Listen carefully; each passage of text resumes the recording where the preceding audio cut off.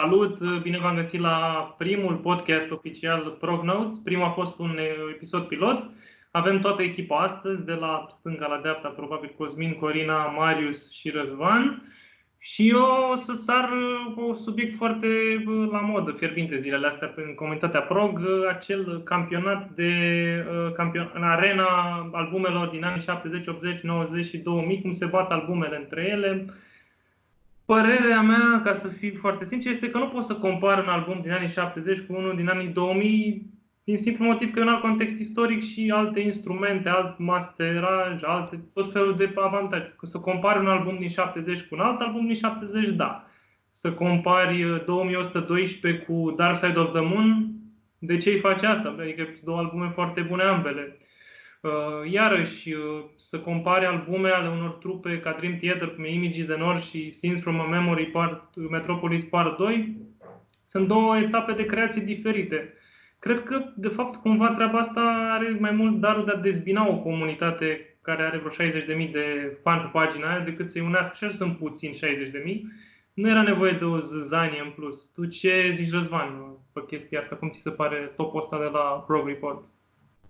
Da, sunt de acord cu tine. Nu văd nicio sensul să facem tot timpul clasamente, mai ales de genul ăsta, adică cele mai bune albume ale anului sau cele mai bune albume de anumit gen. Într-adevăr, dacă te uiți strict pe o nișă, au sens la nivel de ghidaj, dar așa, după ce au trecut 50 de ani, să începem să comparăm, cum ziceai și tu, Dark Side of the Moon cu Images and Words, aproape imposibil să le compari ca și ce. Intrăm în niște chestii eminamente subiective, intrăm în niște chestii de context istoric și cumva nu prea văd sensul acestor March Madness, se zicea pe Prog Report. Într-adevăr, competiție, interesant, încercăm să gamificăm totul, dar până la o limită.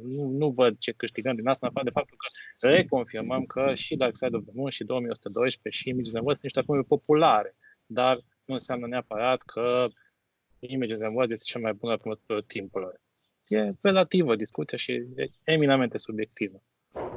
Eu sunt mai degrabă de părere că albumele din același an pot fi comparate. Uite, anul ăsta mi-ar plăcea să găsesc care e cel mai bun album care a fost inspirat de coronavirus, dar nu este o chestie narrativă care descrie ce s-a întâmplat în ultimele luni. Pur și simplu, nu știu, se nască o distopie sau ceva inclus mai puternic din punct de vedere artistic și estetic. Asta da, pentru că concurează toți cu aceleași unelte în momentul ăla. Și când dai albumele într-un an, poți să afli despre niște albume pe care nu ne-ai apucat să le asculți. Vezi în topul ăla. Asta e, din punctul meu de vedere, rolul unui top. Să descoperi niște albume care ți-au sărit, pe care nu le-ai observat. Așa să te duci de la, nu știu, scoți Yes, Gentle Giant în competiție cu Rush sau cu, nu știu, cu Eloy. Mi se pare cel puțin o chestie teribilistă, așa, și cum ziceam, dacă era o pagină cu 1.000.000 de like-uri, îți permiteai să pierzi vreo 25-30 de mii care nu se simt cumva bine acolo, dar dacă ai 60.000 de oameni pe pagină, dacă îți pleacă 15.000, deja se resimte în comunitate. Cosmin, tu ce zici?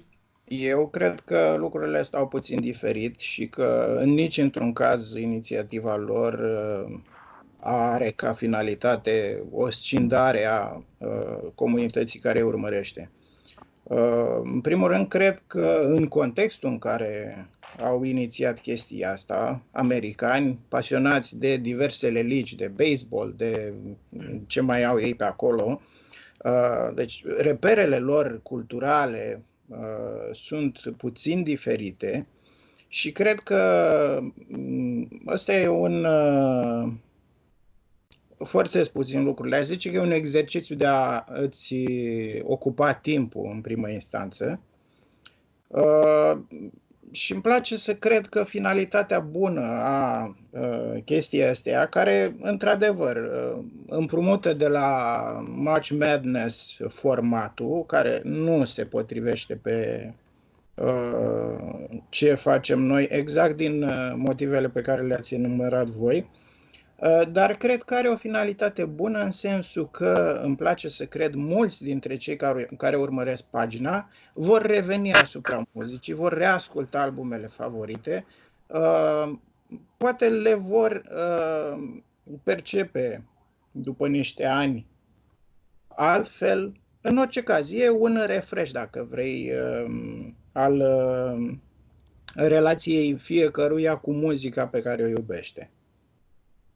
Cred că putem alege din toate posibile scenarii varianta asta. Corina, tu ce crezi? Eu sunt de acord cu Cosmin. Probabil și o parte cu tine, pentru că cu siguranță o să mai fie și conflicte, dar izolate. În orice caz, nu ca pe malurile Dâmboviței. Da, exact. Deci sunt mai mult de acord cu Cosmin, în sensul în care cred că polurile astea au fost făcute în ideea în care eu, spre exemplu, dacă o să-l văd, o să îmi reamintesc contextul în care am început eu să ascult albumele respective. Și așa o să împărtășesc și cu ceilalți. Și la fel, ceilalți o să împărtășească cu mine contextul,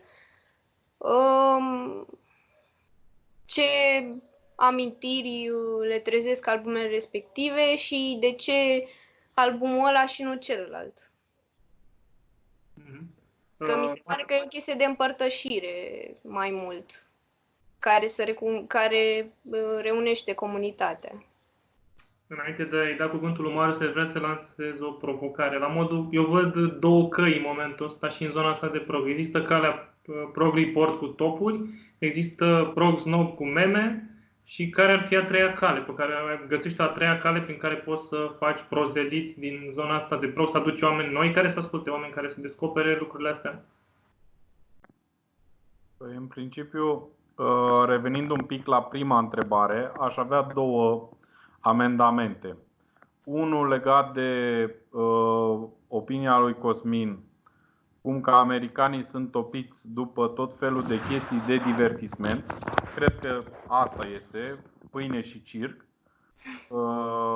Și americanii știu să speculeze foarte bine aspectul ăsta, au experiența organizării unui event. Pot face, cred că și dintr-o lansare de carte, o chestie din asta pe care aproape să o pot compara cu un meci din NHL sau din Liga Profesionistă de Basket sau mai știu eu ce au ei pe acolo. Iar a doua chestie, legat de ce zicea Răzvan, aș zice că pe lângă motivele alea invocate de ele mai este unul, respectiv background-ul personal. Și atunci, din considerentul ăsta, chiar nu văd niciun motiv pentru care ai face topuri. Eu personal sunt genul de persoană care nu agrează sub nicio formă cu topurile. Consider că este util să ai niște repere sub forma unor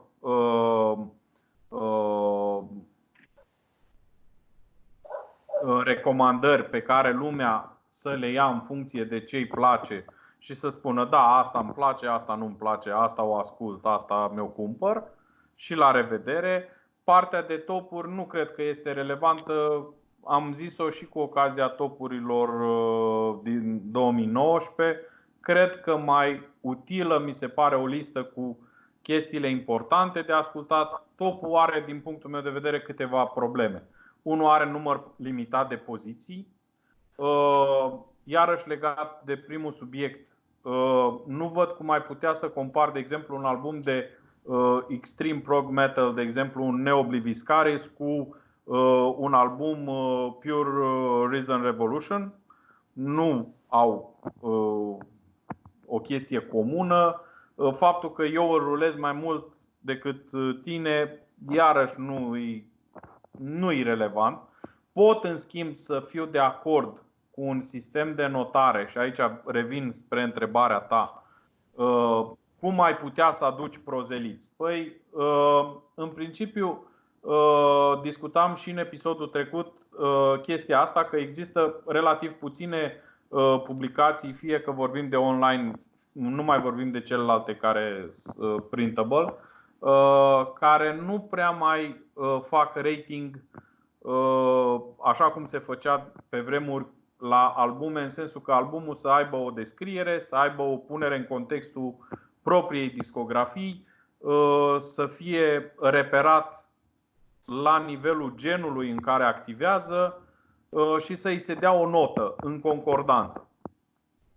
Lucrul ăsta se întâmplă foarte rar în ziua de astăzi și cred că ăsta este unul dintre lucrurile pe care ai putea să le faci ca să aduci mai mulți oameni, pentru că în ziua de astăzi cred că principala problemă este tumultul ăsta de informație pe care lumea pentru care lumea are o capacitate mică de a cerne. Și atunci are nevoie de niște repere clare. Și asta mi s-ar părea unul dintre ele. Să faci un review în care să existe un rating clar. Albumul ăsta merită 8,2. Ok. Marius a pus o problemă foarte interesantă aici și mi se pare că merită discutat și în egală măsură asta e un lucru pe care și Andrei și Răzvan și Corina îl pot comenta. Mai degrabă putem vorbi, nu-i așa, de un canon al muzicii prog în locul topurilor? Da. Este, da. Pentru că, așa cum e în literatură bună oară. Corect.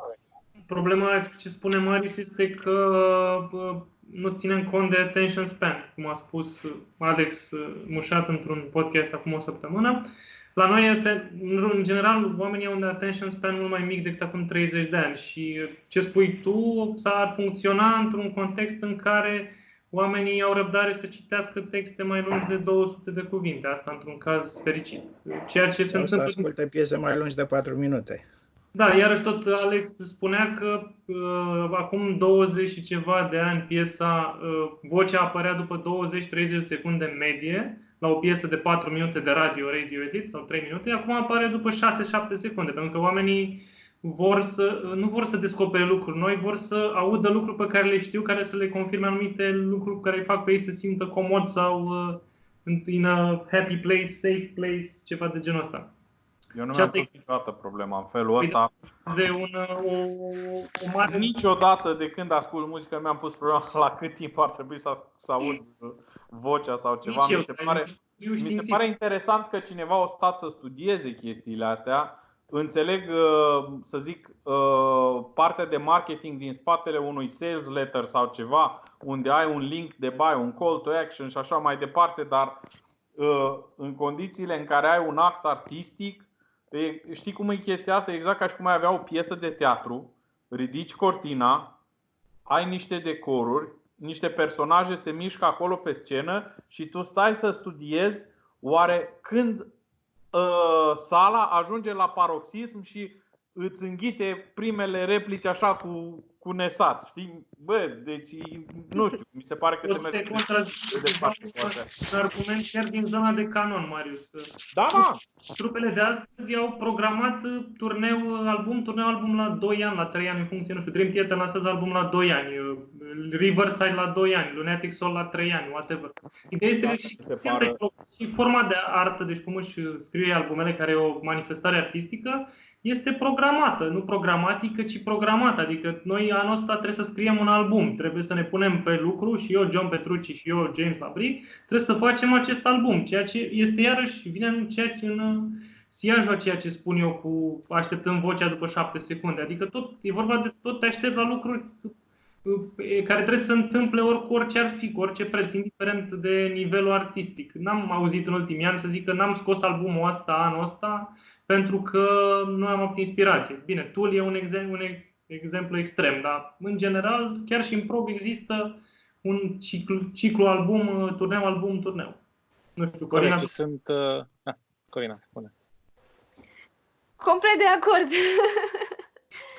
Păi nu, eu nu am nimic de adăugat la treaba asta. Adică sunt de acord cu tot ce a spus voi. Că cumva trupele se simt presate de chestia asta, de așteptările pe care le au ascultătorii.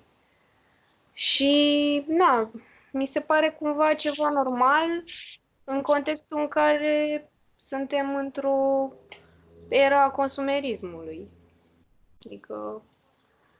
Uite, apropo de consum, Corina, mi-ai dat o idee să te întreb, pentru că tu ai expunere către consumatori, ca să zic așa. Cum se văd lucrurile din perspectiva celor care vin, cer, întreabă despre muzică, întreabă despre albume, întreabă despre noi apariții? Nu știu dacă ai avut posibilitatea să cântărești puțin lucrul ăsta. Ba da, chiar am observat treaba asta. Sunt foarte mulți oameni care vin și se așteaptă ca albumul care s-a lansat în ziua respectivă să fie deja pe rol. Bine, asta e puțin exagerat, nu chiar în aceea zi, dar cumva la câteva zile, o săptămână, asta e așteptarea lor, să-l găsească acolo.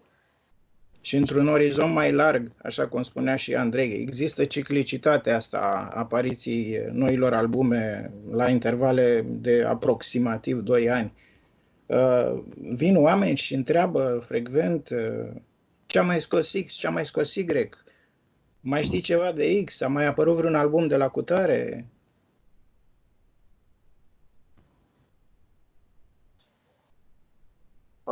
Da. Da, tot în ideea asta sunt care vin și întreabă și de asta, mai puțin. Majoritatea și-au făcut deja temele și știu pentru ce vin acolo. Da, știu deja pentru ce vin acolo.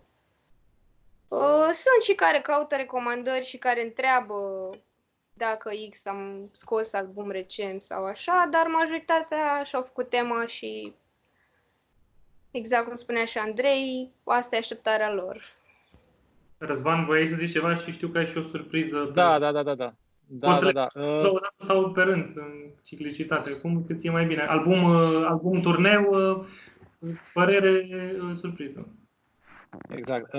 Da, există, cred, o supersaturație momentan din toate punctele de vedere la nivel de informație și atunci normal că lumea nu mai diseminează. De aceea cumva înțeleg că e nevoie de anumite repere și anumite repere care în zilele noastre probabil nu vor fi date într-un articol de 5.000 de cuvinte.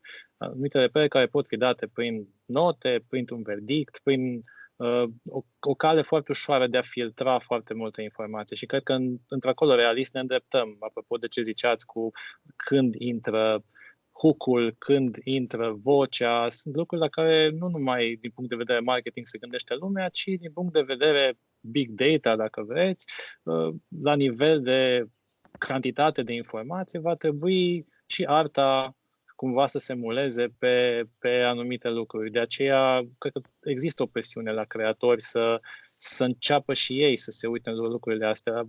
Eu am remarcat, de exemplu, la Arion, că revin la obsesia mea cu Electric Castle, mă uitam la registrare și înainte, cel puțin dacă eu să compar cu live-ul lui Roger Waters, care pentru mine e unul din live-urile de referință în materie de material video, uitați-vă, de exemplu, câte secunde durează în medie un cut pe Roger Waters, cât timp vezi, să zicem, o chitară în același prim plan la un solo și cât durează la Arion. Cu siguranță există paralele între cele două la nivel de muzică, la nivel de concept, la nivel artistic, virtuozitate, tot ce vreți, însă 20 de ani mai târziu, iată că la Arion, după o secundă se schimbă camera. După jumătate de secundă, din prim plan, avem un gros plan și chestii de genul ăsta. Deci, invariabil, chiar dacă, să zicem, crezul artistic rămâne, lucrurile se schimbă și la nivel de percepție pentru creatori. Și de aceea cred că e important cumva să există niște repere și există niște borne care, iată, nu se schimbă. Unele dintre ele sunt topurile, altele sunt notele. Oamenii au nevoie de ajutoare, ca să zic așa, pentru a-și da niște repere. Iar apropo de... Da. Zic, se duce și muzica într-o zonă de SEO, Search Engine Optimization? Eu sper că nu. Există într-adevăr și va exista clar un push în direcția asta. Se vede deja, se văd deja la nivel de inteligență artificială care iau 5.000 de ani de muzică și încep să creeze melodii. Există multe trenduri în privința asta. Am o altă opinie că, de exemplu, cei de la periferie au investit foarte mult să apară foarte sus în Google pe cuvinte gen progressive metal, gent metal, cumva în zona asta foarte sus. Corect.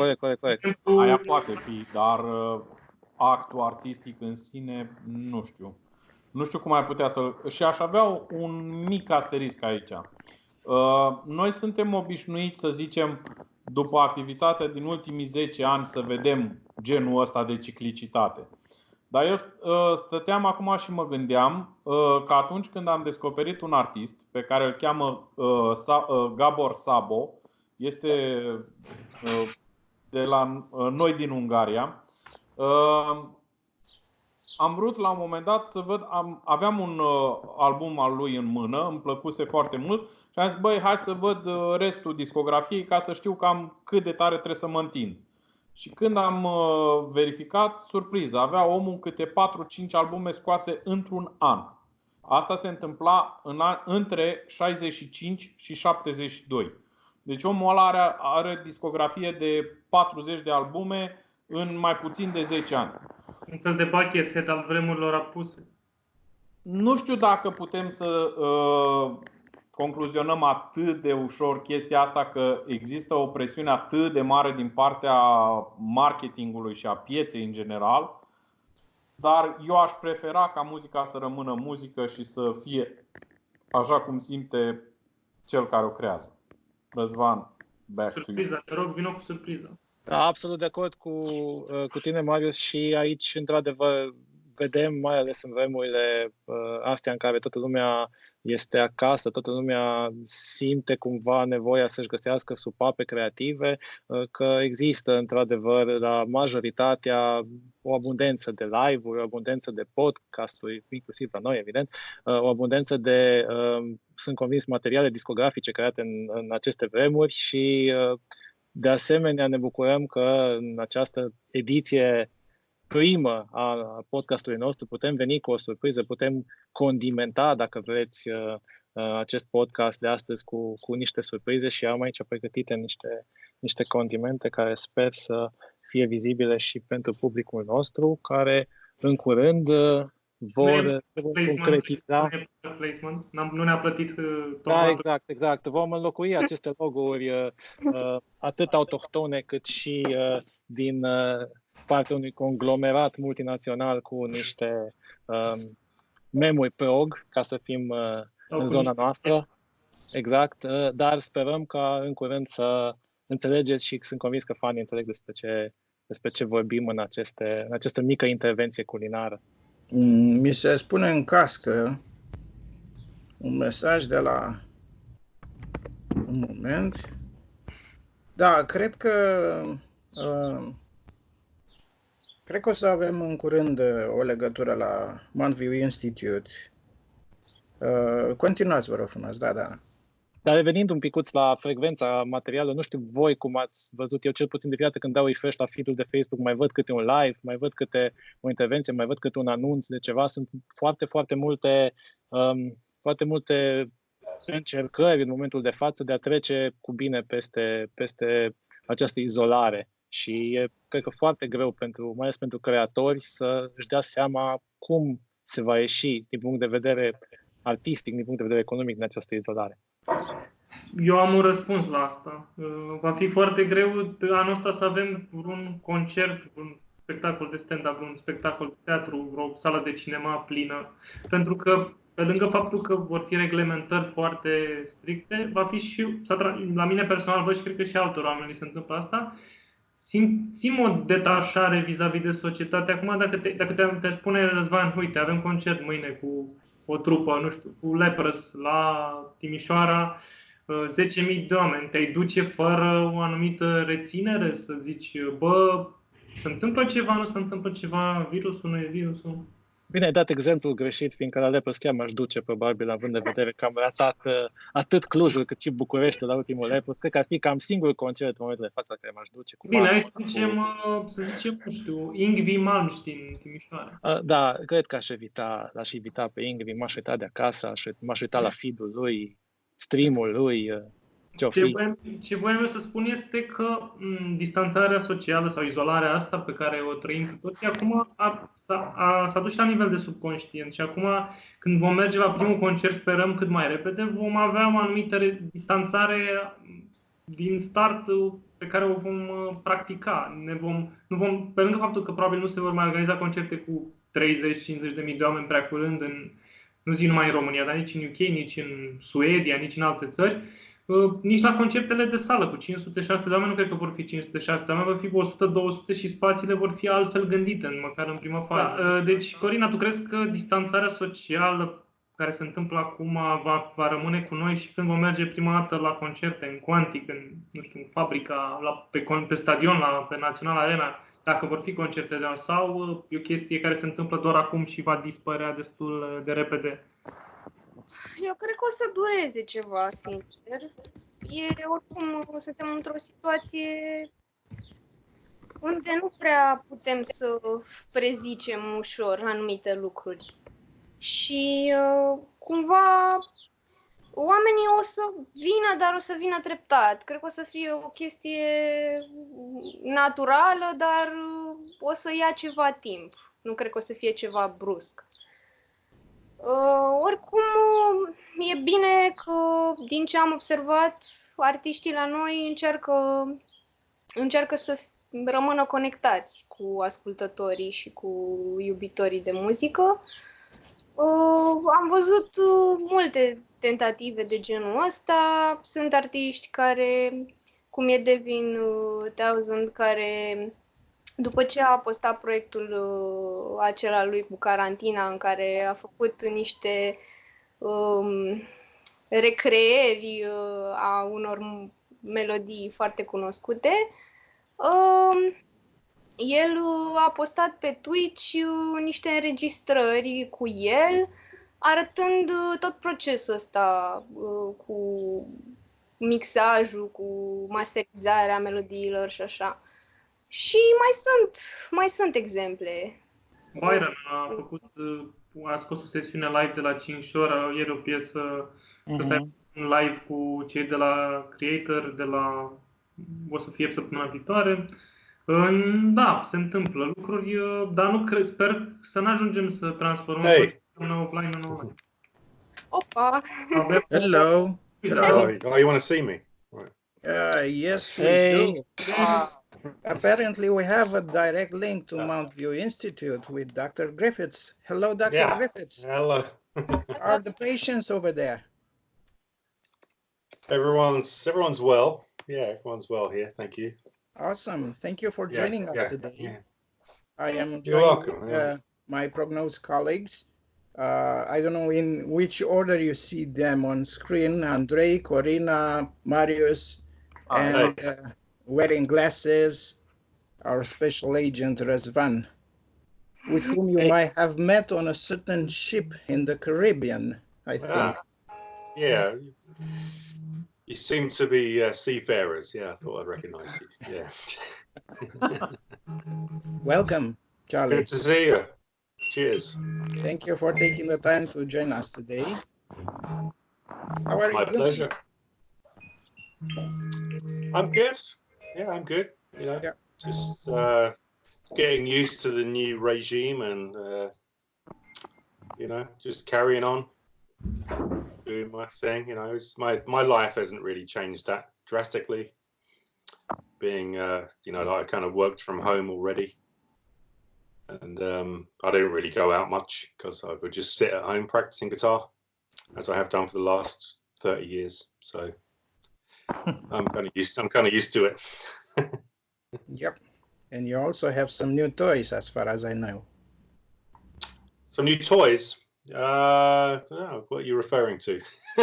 The new Kiesel, the gray one. Oh yeah, I got some. Yeah, I've got. Actually, have it right here. I was just doing some noodling just now. Yeah, you already used it in the playthrough. Awesome. Yeah.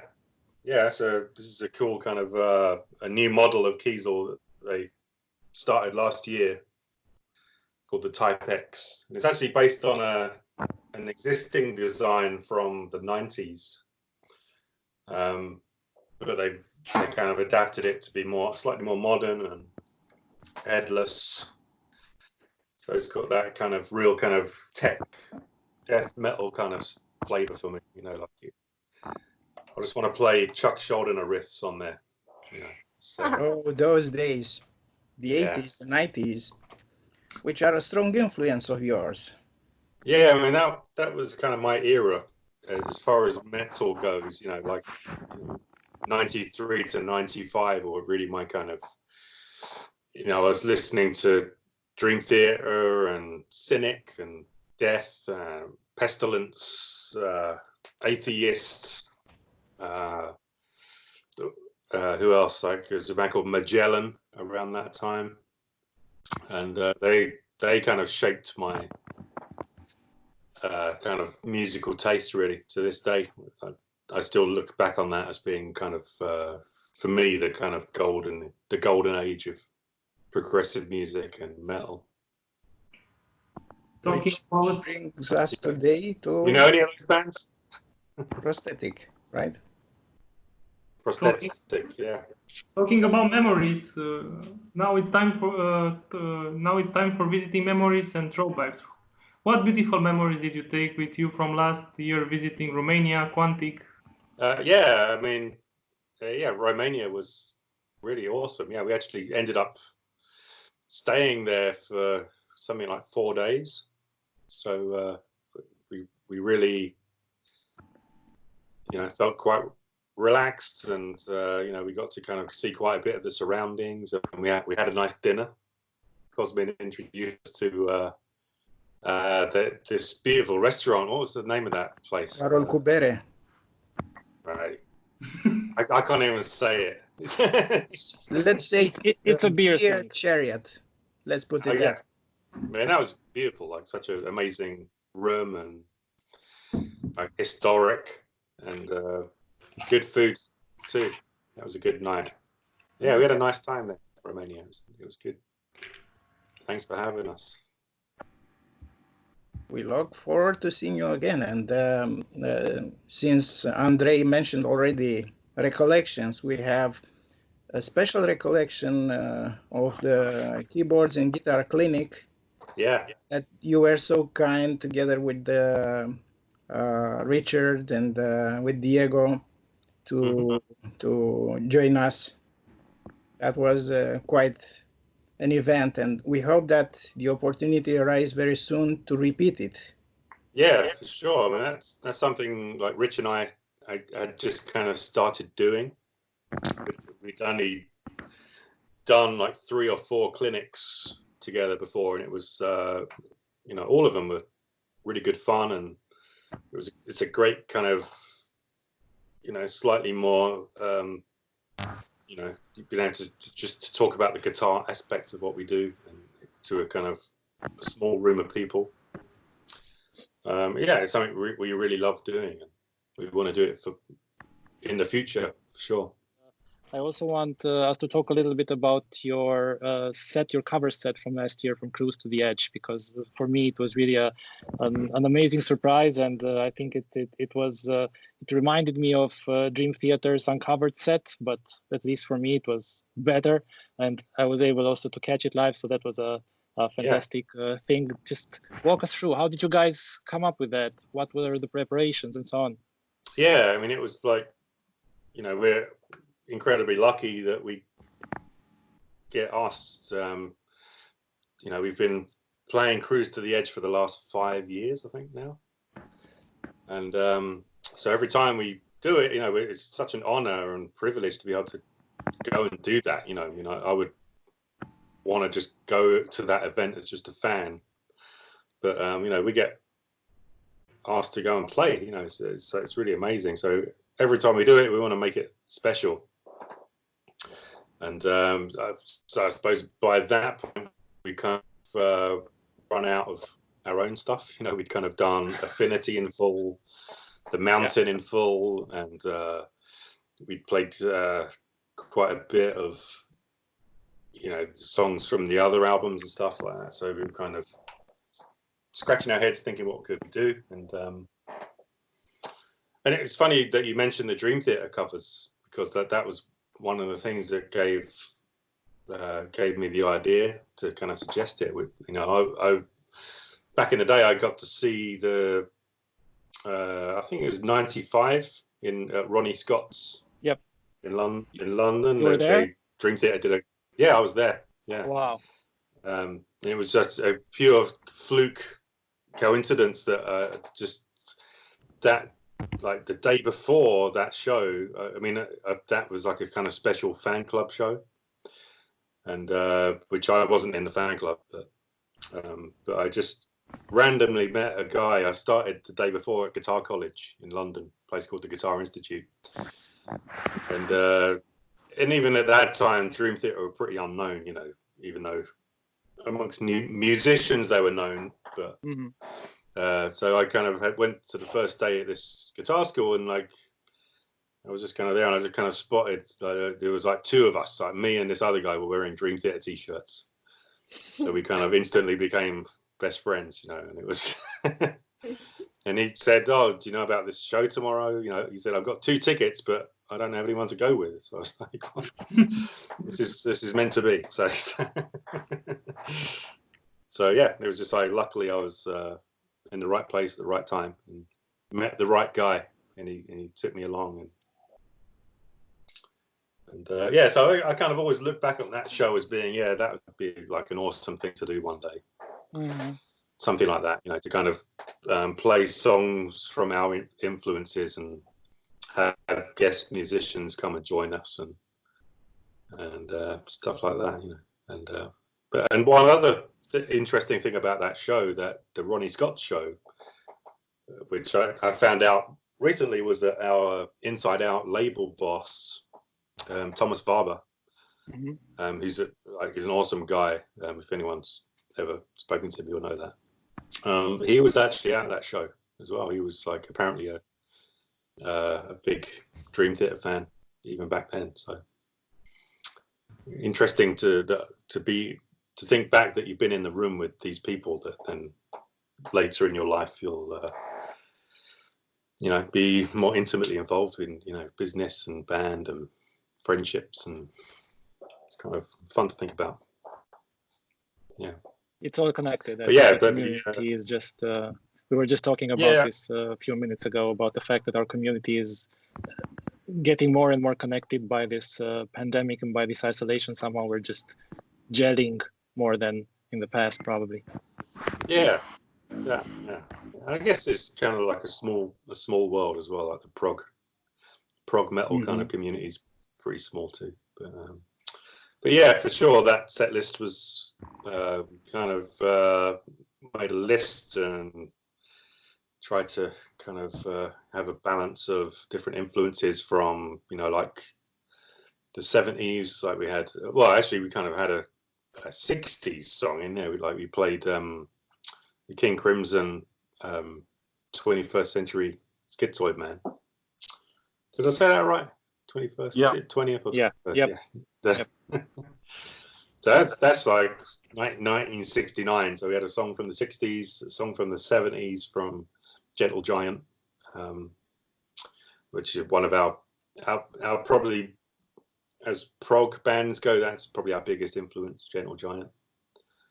And we had Jordan Rudess come and play on that with us. He's also a huge Gentle Giant fan, so it was fun to geek out with him on that.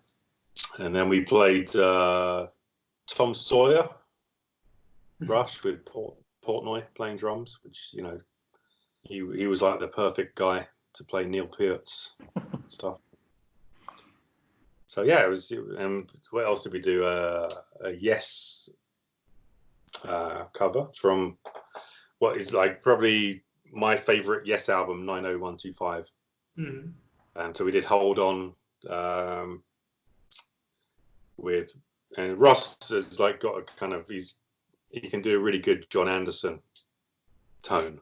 I think it really suited him singing that stuff. And we had Ted Leonard from Spock's Beard doing, they kind of did the harmonies together, and it worked really good. And we played Africa as well, which was always probably the most fun. It's probably the most fun song to play as well in the world. But you guys started with Jump though, so that was really to get everybody going. Yeah, that's right. Yeah. So it wasn't like you don't really think of that as typically a prog tune, but it was like you know, who doesn't like Jump? Who doesn't like Van Halen? You know. But we kind of figured it was like it's got keyboards, and there's like a kind of section that's got this kind of cool 3/4 rhythm. So it's not like a straight ahead rock song. Yeah. It's got some progressive stuff in there. So yeah, it's just fun. I don't remember what else we played. I think that might be it. Yeah, I think that was it. Yeah. Yeah. Yeah, it was good fun. Yeah, and you guys ended with Cockroach King, which brought us back to original material and somehow got us all in the present, so to speak. That's right. Yeah, and it was like afterwards, like Mike Portnoy said, what we should have done is had all the guest musicians play Cockroach King. Yeah. And then we go and sit down. That would have been that would have been pretty funny. Speaking of Cockroach King, tell us more about the new album. How did you end up with the Cockroach King vector virus approach? Was it planned or did it develop? Yeah, I mean, it was like I think we sort of had this idea at the end of I don't know whenever it was when we did the Shattered Fortress. I'm terrible with knowing which year is which. Maybe 16 or 17. Okay, yeah. So 17 sounds right. 17 was Okay, thank you. And so we had, so from then we had this idea of doing, because we were kind of like all our albums are kind of interconnected in a some way. We kind of think of it like the Marvel universe. There's always different movies, but there's like characters showing up. In Captain America, you see, he's kind of in the Hulk movie a little bit. We kind of think of it like that, like it's like the Haken universe. So all our albums have little kind of connections that kind of only kind of we really know about that. I don't think anyone would be able to figure out most of them, but we would like to put little Easter eggs and references in, so connecting the albums together. But this idea was a bit more overt in that we had this kind of Cockroach King character, and it was like, a lot of people have asked us like, who is it? Who is this Cockroach King, and what's that all about, kind of thing? And it was like, it was like a kind of, we figured it was like a good enough question to explore more throughout our music. So we kind of figured out this idea of like doing this a 2-album story arc, kind of explaining like the origins of this character. And so like Vector is really that, like the origin story, and then Virus is really, the sort of the culmination of his experience, really, and so it was kind of planned since 2017. Like we even had the album titles and a kind of rough plan of what songs would be on, or what would happen on each album in terms of like, we had some song titles and a kind of just some notes about, okay, this is what happens here and this is what happens on the next one whenever we get to do that. And looking forward to you all hearing it, hearing how it all kind of culminates. You are a good example, and I think it's one of the few bands which have a very involved community of fans, which are very much into figuring out all the Easter eggs and all the connections between this and that album, and whether there are some subjects or characters which are spanning across the discography as a whole. Yeah. I mean, that's I mean, I'm kind of like that as well. When it comes to, I'm a huge Star Wars fan. So I'm kind of like doing the same things with like the new movies and the TV series that they're doing, like the Mandalorian series I got really into, and there's like lots of that kind of thing in that, where like this character, they're kind of hinting at things, and like this child character that's got Jedi powers, and like where did it come from? Where is he taking it? So there's all theories about that I totally enjoy reading up on, and kind of looking at people's theories and speculations. So yeah, I mean, I love that kind of thing. So yeah, I try and I work quite a lot with Mark, our artist. He's with Black Lake Design. He's done all our stuff since The Mountain, and so I work quite closely with him on the artwork and the booklets to put like little clues and Easter eggs and all these little details in for people like me. Some of those love nerding out. Did some of those speculations and heated discussions, let's say, within the community of fans, planted the seeds for some of the songs, maybe? Actually, I don't look at it. I don't look at like I kind of like to keep separate from that for that reason. Like I don't want, I just want that's what we want to write. I don't want it to be so on the forum doesn't like this thing we do. So I don't want it to be like that. Like so and so doesn't like it, so we shouldn't do it. You kind of can end up falling into that trap where you're trying to pander to people's opinions, which is the completely wrong thing to do. You should just do what you want to do, what we want to do, the six of us in the band. How did you approach writing the new material in terms of style? Do you feel the responsibility to adhere to a certain Haken style, or it's a little bit different? Yeah, I mean, it's I don't know if we really kind of try and adhere to anything. It's just we just kind of we I guess did it the same way that we did the last few albums, which is that everybody kind of individually kind of works on ideas and demos, kind of rough outlines for songs, and then we submit that idea to the band, and then if it's something that interests everybody, then it kind of takes on a life of its own, and we get excited about it, and share projects back and forth, like we work in Logic, so we'll sort of be constantly sending that Logic project back and forth, adding bits, changing bits. So each person will add their own little flavor to it, and we'll just kind of keep doing that until we feel like the song is saying what it wants to say.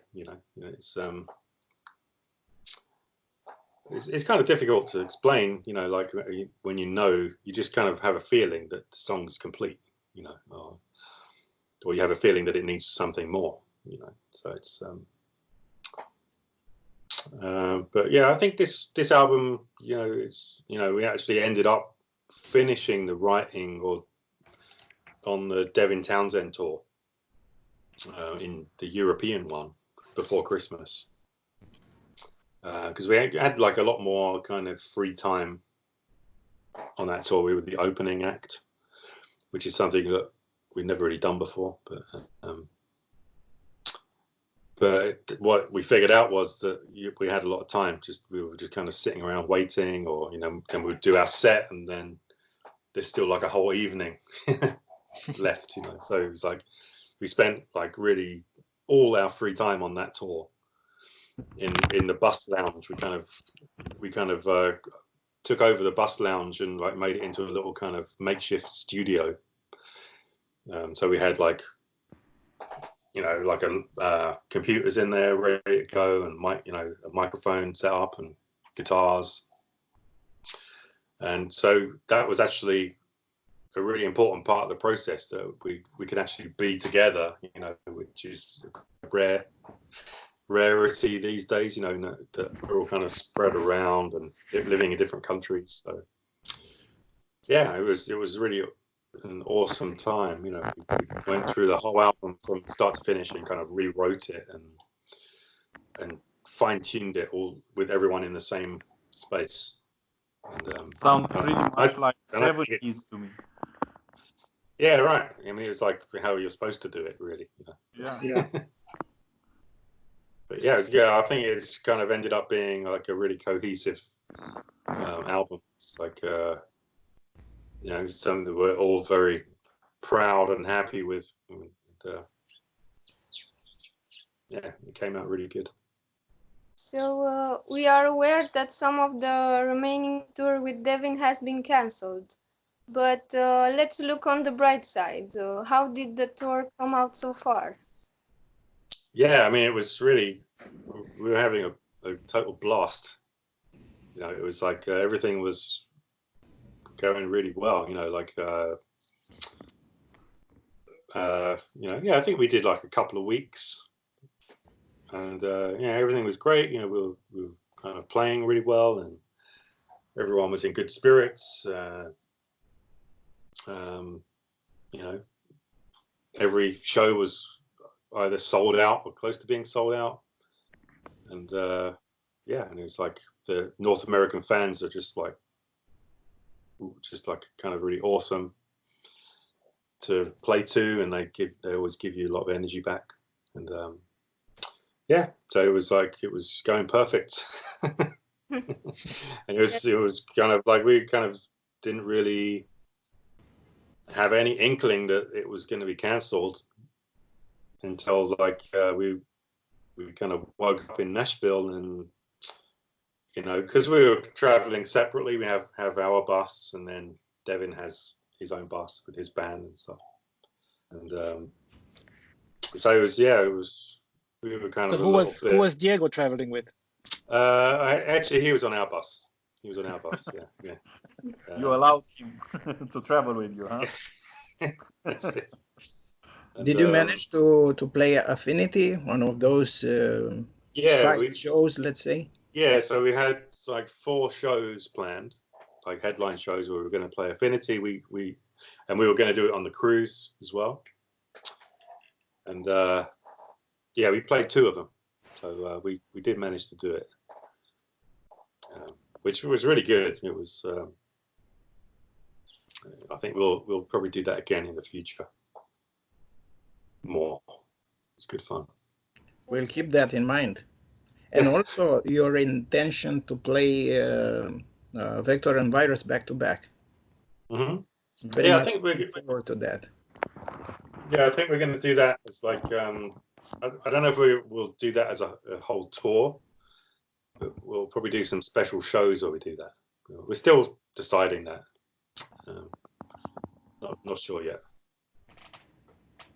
So, yeah. But that'd be good, because it kind of really does it kind of, you know, Virus kind of picks up on some of the themes that are in Vector and kind of reimagines them, and also the Cockroach King song, you know, like we actually, like towards the end of the album, reprise, you know, the chorus and bits of that song in a kind of different way. It came out really good. So it's one big Vector Virus Cockroach King show, complete with cinematics and everything. Yeah, and a comic to go with it. Yeah, it's very kind of you to offer to do all that. Thank you. Yeah, those are good ideas. Yeah. So how are the reactions so far to the Virus announcement? Reaction so far has been really good. I mean, like you know, most people seem to be loving the first single we put out, Prosthetic. We got like over 100,000 views on the YouTube video for that already, like in the first week, which is like massive. And all positive feedback, and it's we were a little bit kind of, we were sort of concerned about like how the title would be received, but I think in the end it's like people have realised that it was, it's just kind of almost just unfortunate timing. Really. It's not like it, if we were trying to I don't know, sort of gain anything from it, from the current situation, which we're not trying to do. It's just a coincidence of timing. Speaking of, I saw a lot of rumors going out about this timing regarding the new album's title and the current situation with the virus, with the COVID-19. How this affect you in terms of thinking more of it? I'm asking you this because I know you probably been asked before. Personally, I don't think any critic or fan should impose to a certain artist what to create or what to think. But nevertheless, we are living in a world where a band must sell a product, sell an album in order to have a life. So how these two worlds mix together and how they cope with the situation? I mean, it was like, I think it's just really all about the intention behind it. It was, for us, it was just like we had this planned for 2 years, and it was just, as I said, we had the title already kind of decided 2 years ago, so it was like, but, I guess we kind of felt it important to stick with what we wanted to create, and not kind of let any kind of, because once you start to think, oh, we should change it because it might sell better if we change the title. As soon as you start to go down that road, then it's, you're kind of selling yourself short, and you're selling the fans short as well. It's, if it would have been, we changed the title to to make it more relevant to what's happening, then you'd have a point. But it was kind of, we were kind of using this virus kind of symbolism and kind of terminology. We have a song called "The Strain," and for example, and there's lots of, in the lyrics, Ross wrote quite a lot about isolation, and there's a song called "Invasion" as well, which is like imagining this thing kind of invading humanity, right? Which is actually happening. What's happening? So we were kind of we kind of wrote that as a metaphor for this character's state of mind. More than, it's not really about a virus. It's like more of a kind of, have these kind of intrusive thoughts that he's having. And we used a virus metaphor to kind of visualize that idea, and it's, so it kind of, in a way, like reality has caught up, up with our kind of metaphor, really. So you might kind of look at the lyrics and stuff and think, oh, they're just writing about the virus, but it's, to us it wasn't even about a virus. It was like a, on the other hand, the fans would know, because the previous album ends with the cell divides, which sort of prepares the terrain for this one. Yeah, so it's, exactly, it has that kind of Continuity. Right? That was the idea. It was like that. The cell divides was about, that was the first moment where this thing started to exist. As we're seeing in real life. It just takes one protein to kind of exist, and then it wants to propagate itself, and it will take every opportunity to spread itself around, and but it just starts with one tiny micro, what was it, like even smaller than microscopic. I'm not a scientist, as you could probably tell. I have one more thing to say, because it was a time for recalling things, and you mentioned Gentle Giant. Yeah. So I remember that when they released Acquiring the Taste, they proposed to their manager a different cover. Yeah, cover. I know. So yes. Because that cover art was too like provocative. Yeah. They had to change it and make it sweeter, and I think it's quite interesting how the things are evolving, because you mentioned all kind of coincidences running back time, and it's funny the way history is repeating itself in certain times. Yeah. So you're in the position with the same problem with your album's title. Yeah. I mean, it was like, the label, like Thomas, who we mentioned earlier, was like completely 100% supportive. He kind of gave us. We also support you.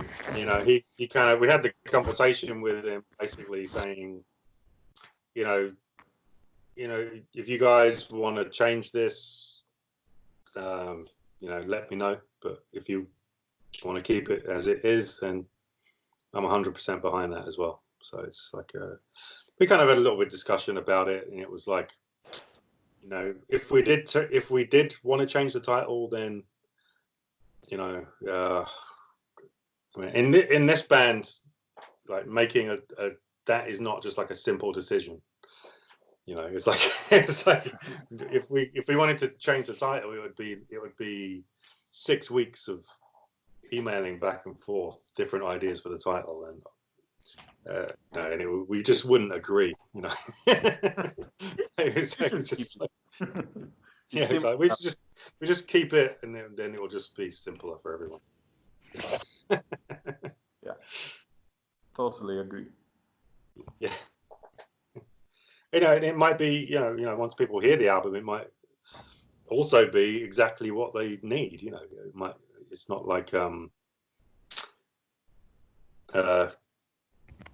it's just a virus is just like it's not like an evil or a good force or anything. It's just something that exists, and it's just, there's nothing we can do about it. In a way, it's, it makes us look at ourselves as what we are, as kind of mammals. Yeah, natural selection. Yeah, we're just like, we're just animals. We're kind of prone to these things happening. So it's like.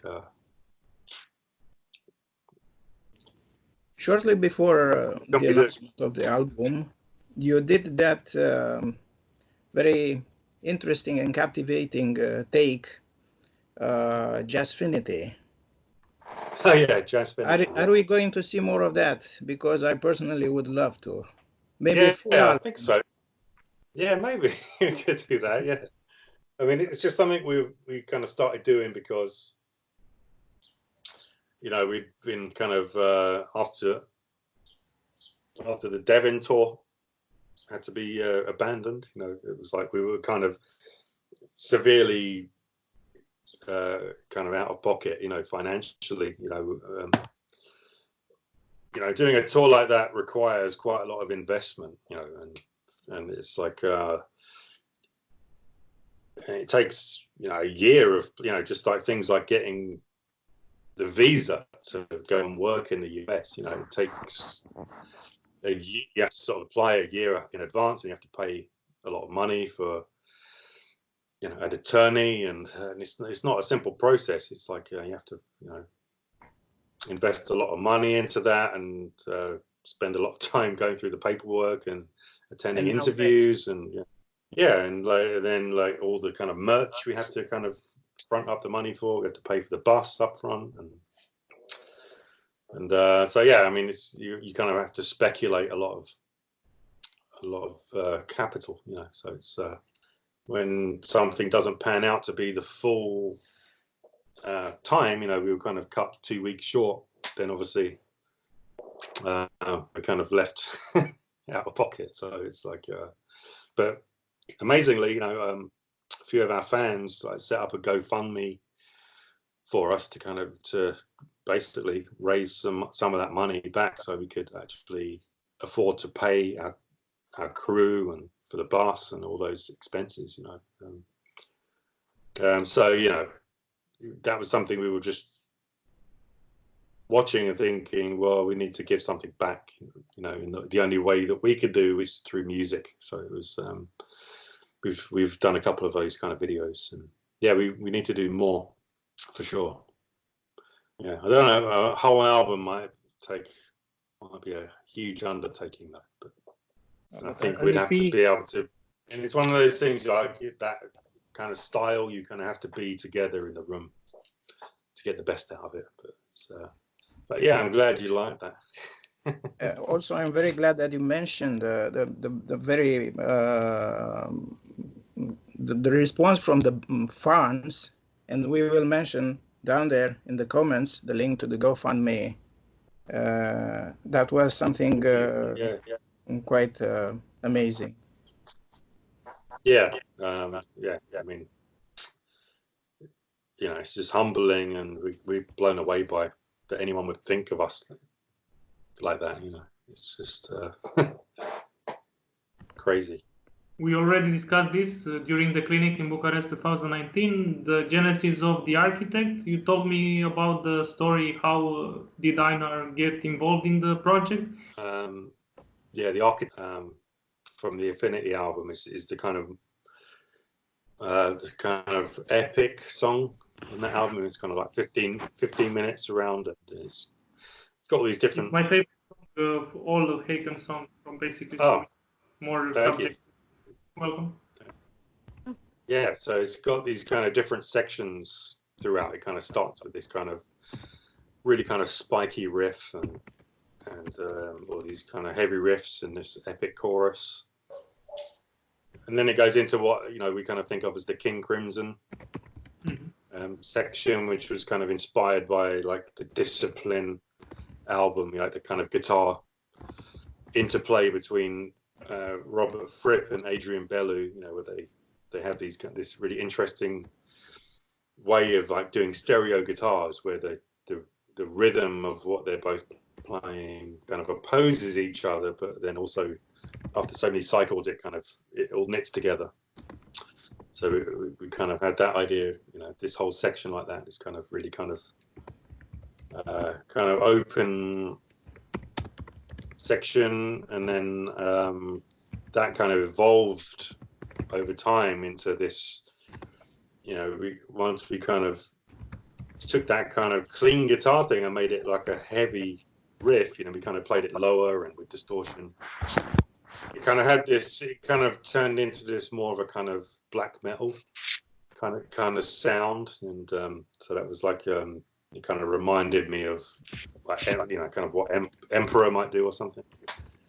And so we kind of followed that idea, that we'll kind of follow that sound with it. That's kind of where it was leading. And and it was just like we had sort of become good friends with the Leprous guys by that point. We did a tour with them in 2014, like a European tour, and they were sort of good guys, and we kind of were on the same label and everything.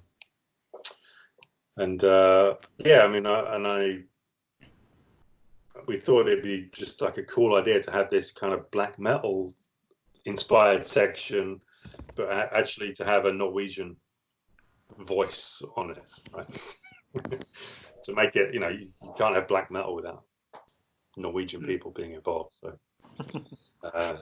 So yeah, I mean, it's just like we just emailed Einar with the lyrics, and I kind of recorded a rough demo of what it would sound like, which sounds terrible because I can't do anything near like that with my voice, but it's kind of close enough to give him the idea. So, but yeah, like a few days later, he sent back his version, and it was just like perfect.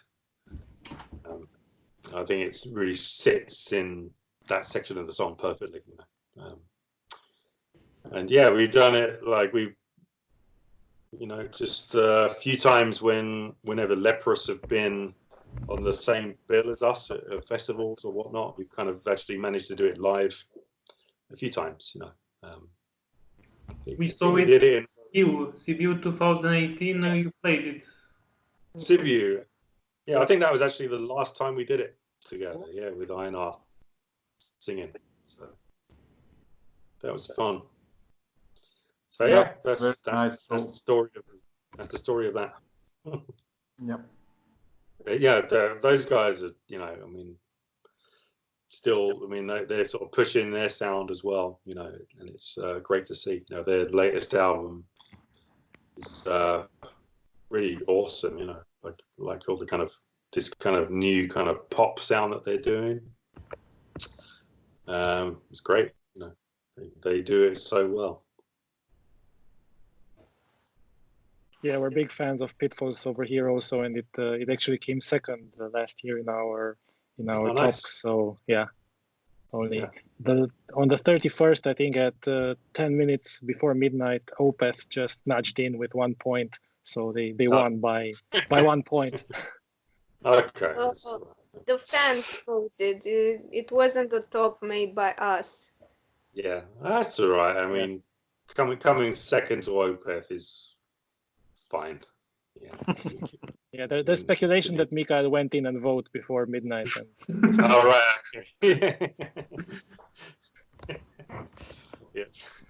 So what are the plans now? The release date is approaching. How are you guys coping with the immediate reality of releasing an album in this situation? Yeah, I mean, we're just really just sticking to the plan that was in place anyway. Like this was 5th of June was the release date, and rather than try and guess what's going to happen, and I think like a lot of bands I've seen are delaying their releases, to maybe after. I don't know. What do you wait until after the vaccine is available? Who knows? So it's like we decided we're just going to stick with it. We just want to get the music out there. We want people. We can't wait for people to hear it. It's like we finished. For us, we finished the album, and then we submit it to the label, and then they have to put it through their process. Getting it on the streaming services and all the kind of production of the physical copies and everything like that. So it's like, there's so many kind of cogs that turn to make this happen. So it's, we're just going to stick with it and just see our plan through, and it's, we would put it out tomorrow if we could, but it's like it works is that we submit it, and then it takes 2 or 3 months for this process to happen to have it released. So it's kind of funny. Like we're sitting on it for so long, and we're just dying for people to hear the songs. We'll wait for it. Don't worry. Yeah. I think there's going to be like a couple more single releases before that happens. So we'll get you some music sooner rather than later. Help us get through May. until June. Yeah. And good, I think people will hopefully be surprised by what they hear as well. It's like I would say that prosthetic is not like like the typical sound of the album. It's like a super heavy track, very kind of metal, and I kind of see some people saying, "Oh, this is going to be like Train of Thought," which was like Dream Theater's kind of ode to thrash metal kind of thing. Which, but no, it's not our Train of Thought. It's like each song is kind of a little bit in its own kind of thing. It's like the next single you're going to hear is actually the polar opposite.